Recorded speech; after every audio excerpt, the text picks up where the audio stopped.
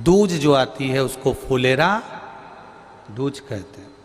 फुलेरा दूज मतलब भगवान शिव से अपने हृदय की बात कहना, जो दान किया, पुण्य किया, सत्कर्म करा, वो कभी क्षीण ना होना।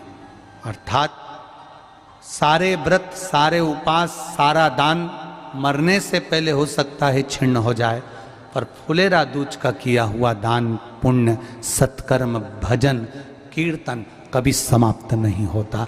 वो फुलेरा दूज। धतूरे की उस दिन बड़ी महत्वता रहती है। सुनाया था ना पहले कथाओं में, शिव तत्व को जाने। मंदार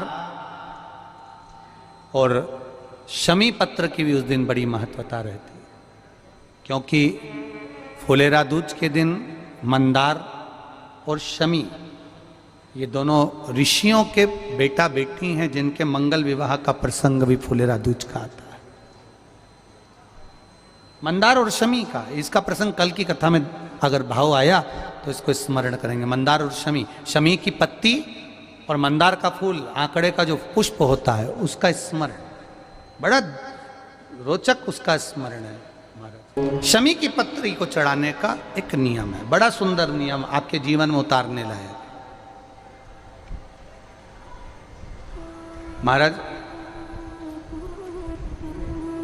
जब सारा श्रृंगार मेरे देवाधिदेव महादेव का हो जाए, बहुत ध्यान से सुनना, ये प्रसंग आया नहीं पहले, आज अगर कुबेरेश्वर बाबा की पावन धरा पर यह प्रसंग निकला है तो उसको ध्यान से सुनिएगा, भाव से सुनिए। पत्ती, शमी की जो पत्ती होती है, उस शमी की पत्ती को कब, कैसे और कहाँ चढ़ाना चाहिए, और शमी की पत्ती का फल क्या होता है, वो भी अपन समझ लें उसको। शमी की पत्ती, संपूर्ण स्नान भगवान का हो जाए, संपूर्ण स्नान। आप समझें उसको, जैसे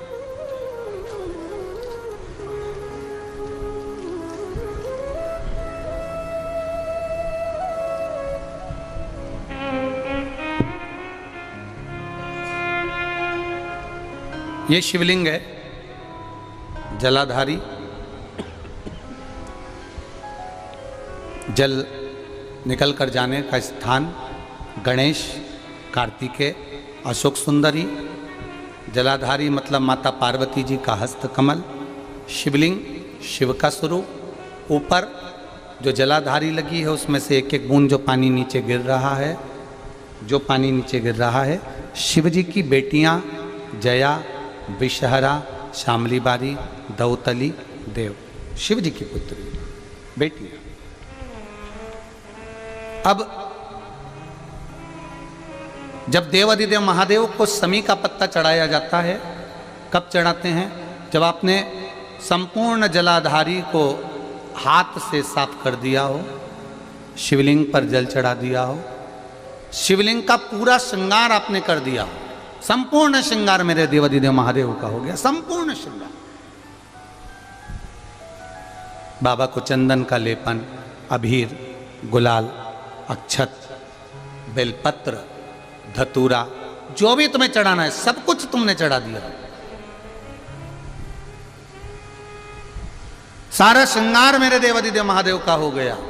तब शमी की पत्ती को मां जगत जननी की जो जलाधारी है उस पर मात्र स्पर्श कराकर शिव के शिवलिंग पर आखिरी में समर्पित कर देना चाहिए, जिससे हमारी मन की जो कामना है वह मां जगत जननी देवाधिदेव महादेव से उनके कानों में श्रवण करा। फुलेरा दूजे भारत की भूमि पर आप जहां जहां बैठकर शिव महापुराण की कथा सुन रहे हो, शिव मंदिर में एक धतूरा हल्दी में भिगोकर शिव जी को चढ़ाकर उसको वापिस चाहो तो आप दुकान व्यापार के लिए लेकर जाओ, मना नहीं है, पर प्रयास करना। पहली बार धतूरा माता पार्वती जी जब अखंड तप करने शंकर भगवान का बैठी थी, और देवाधिदेव महादेव जब पहली बार प्रकट हुए थे माता पार्वती के सामने और पार्वती को समझाने के लिए आए थे कि तुम मुझसे विवाह मत करो, तब पार्वती जी ने विनय करी थी कि मैं आपसे विवाह करना चाहती हूँ। तब पार्वती जी से शिव जी ने कहा था मुझसे विवाह करना कांटों की सेज पर सोने के बराबर है, कांटों पर चलने के बराबर है। तब माता पार्वती जी ने फुलेरा दूज के दिन पहली बार धतूरा शंकर भगवान को चढ़ाया था कि ये मैं कांटों पर भी चलने को तैयार हूं, अगर मेरा महादेव मेरे साथ है तो। तब शंकर भगवान ने वचन दिया था पार्वती फुलेरा दूज के दिन जो शिव पर धतूरा समर्पित करता है, जिस कामना से चढ़ाता है मैं उसकी कामना पूर्ण कर देता हूं। तेरा भी अखंड सौभाग्य होगा पार्वती।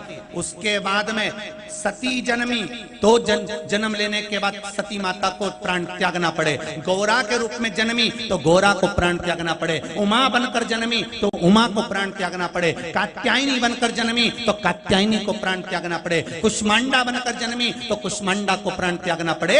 51 बार 50 बार माता पार्वती के अवतार हो चुके थे, शंकर जी के साथ 50 बार विवाह हो चुके थे। हर बार माता पार्वती प्राण त्यागती थी, पर 51वीं बार जब माता पार्वती ने फुलेरा दूज के दिन धतूरा चढ़ाया, फिर पार्वती बदली नहीं, पार्वती पार्वती ही रह गई, अखंड सौभाग्यवती है। साधारण है फुलेरा दूज।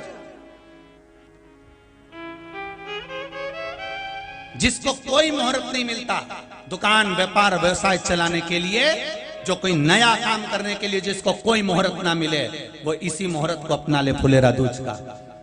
त्रेता आया, मेरे राम जी ने स्वयं भगवान शंकर की आराधना कर कर धतूरे का स्मरण करा।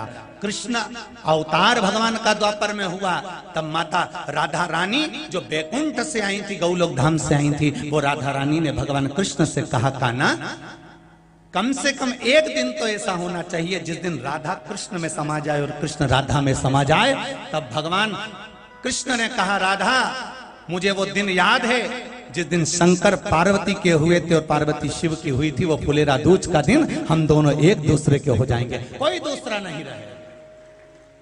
वो फुलेरा दूज का दिन।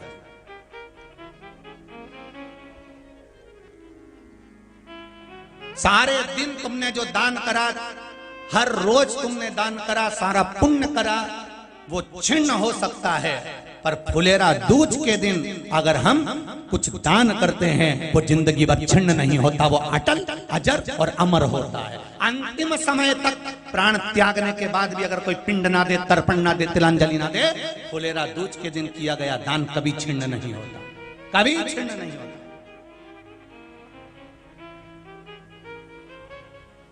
कोई साधन है फुलेरा दूज।